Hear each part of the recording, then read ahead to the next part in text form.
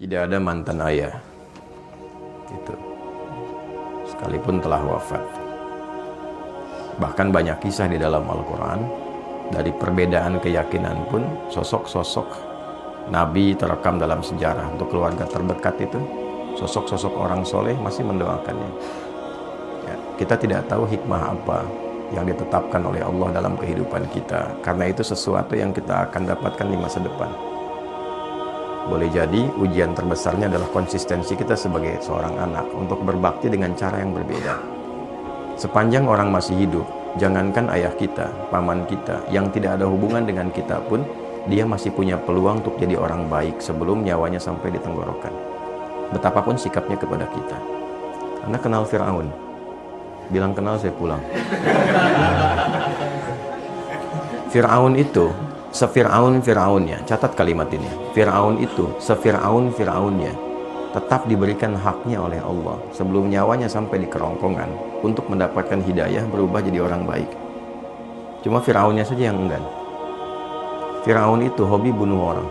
Yudzabbihuna abna'akum, dan caranya mengeksekusinya dari bayi itu sudah dibawa oleh algojonya, dibanting, digorok berkali-kali sampai wafat di depan ibu yang baru melahirkannya.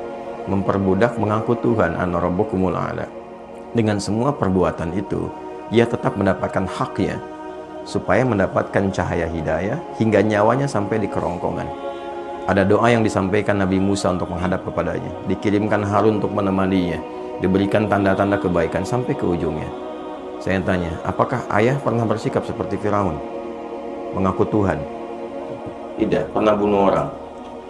Ya, ayah Anda tidak mengerjakan apa yang Firaun lakukan. Maka sepanjang ia tetap sebagai ayah Anda, minimal kita doakan.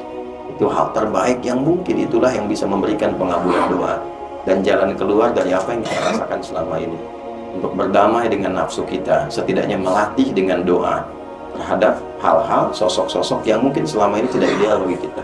Nah, itulah kehebatan dari Islam. Ketika mampu mengolah nafsu untuk bahkan mendoakan kepada orang yang menyakiti kita. Hadisnya jelas. Doakan bahkan orang yang menzolimimu, yang nggak kenal aja menzolimi. Nabi mengajak kita minimal mendoakannya. Umar itu kan masuk Islam ya karena doa Nabi kan. Umar itu kerasnya luar biasa, dan cita-cita terbesarnya saat itu sebelum masuk Islam membunuh Nabi. Tangannya sudah terhunus pedang mencari Nabi, tapi dengan doa Nabi lembut hatinya, dan ternyata masuk Islam dan pembela luar biasa. Sepanjang Anda masih hidup, ayah Anda hidup ataupun telah wafat, ya masih punya kita satu kewajiban minimal dengan doa.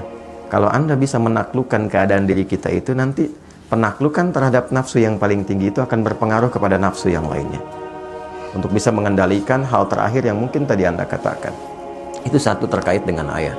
Yang kedua terkait dengan ibu. Kemuliaannya bahkan 3 kali disebutkan dalam hadis.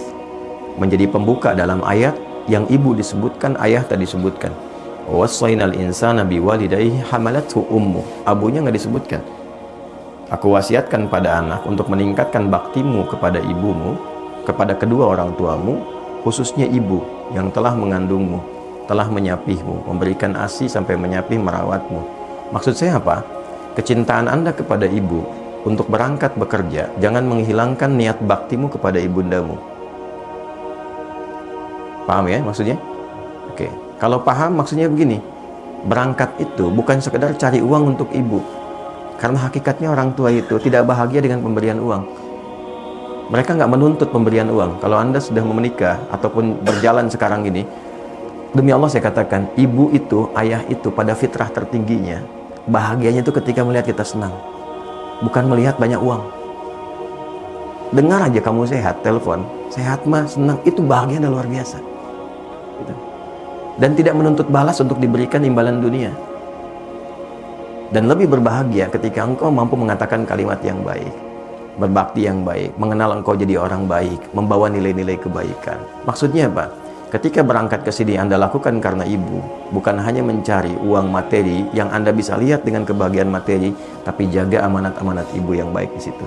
Jadi anak yang baik, jaga amanatnya, jaga perilakunya, dan niatkan kepada Allah untuk membahagiakan ibu. Itulah yang saya lakukan sejak saya belajar. Mencari cahaya untuk kesendirian ayah di alam kuburnya, mencari kebaikan yang bisa membahagiakan ibu selama hidupnya, dan itu yang diberikan oleh Allah pada kami saat ini. Jadi kalau Anda lihat saya seperti sekarang, Itu karena cinta saya kepada ibu, sayang saya kepada ayah. Saya bisa menghafal Quran itu, memegang mushaf yang ditinggalkan ayah, menghadap ke kiblat dan berdoa. Ya Allah, saya nggak bisa berbuat baik dalam kehidupan ayah yang hadir di samping saya. Karena dia telah tiada. Berikan saya kesempatan menerangi cahaya di alam kubur dari setiap huruf Al-Quran yang saya bacakan ini. Sampai sekarang saya jaga. Ya Allah, mohon berikan kesempatan membahagiakan ibu dari niat saya belajar yang menghasilkan sesuatu untuk menggembirakan ibunda saya. Jadi saya belajar itu karena ibu, karena ayah. Tapi cara kita belajar karena ibu, maka kita menjaga sikap. Maka ketika lahir dorongan untuk hasrat yang tidak bagus itu, klaster ketiga, maka coba gambarkan, kalau ibu saya tahu saya begini, kira-kira saya nyaman atau tidak? Ibu senang atau tidak? Maka berdamailah dengan klaster pertama, itu akan membantu Anda untuk mengendalikan pada masalah yang ketiga. Bawalah amanat ibu pada bagian kedua, maka itu menjaga Anda cara bekerja dengan cara yang baik dan bisa mengondisikan hasrat Anda dengan cara yang baik. Dan yang ketiga, sebelum sampai kepada bab nikah, sebetulnya ada bab siam, ada bab puasa. Ya, ya ma'syarasy syabab, man istata'a minkumul ba'ata falyatazawwaj, fa in lam yastati' fa 'alaihi bis-siyam. Duhai para pemuda, para pemudi, jika tiba muncul puncak hasratmu secara biologis yang tidak mudah mengendalikannya, Nabi sudah antisipasi itu 15 abad lalu. Maka berusahalah untuk menikah.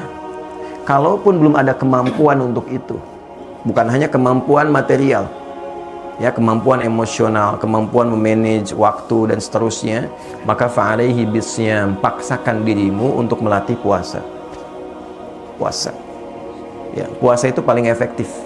Puasa itu meningkatkan taat, mencegah maksiat. Ketika Anda melakukan tindakan itu untuk memuaskan hasrat, tapi ketika sedang puasa, itu Anda tahan. Minimal takut batal puasanya. Nah, terus melatih itu sampai kemudian ada pengendalian yang terbiasa walaupun tanpa puasa. Lakukan itu di awal dulu demikian. Puasa, puasa, puasa. Sebulan penuh puasa. Untuk Ramadan kan? Nah, waktu Ramadan kan tidak dikerjakan. Kenapa? Saat puasa kan? Nah, maka bawa itu dalam kondisi sekarang ini. Walaupun tidak Ramadan, Senin dulu, Kamis dulu, latihan dengan 2 tadi tambahkan. 1 klaster pertama berdamai dengan masalah awal Anda. Yang terakhir bawa niat-niat yang baik untuk ibu Anda. Kemudian berlatih puasa. Sampai punya kematangan itu, sampai menemukan jodoh yang terbaik.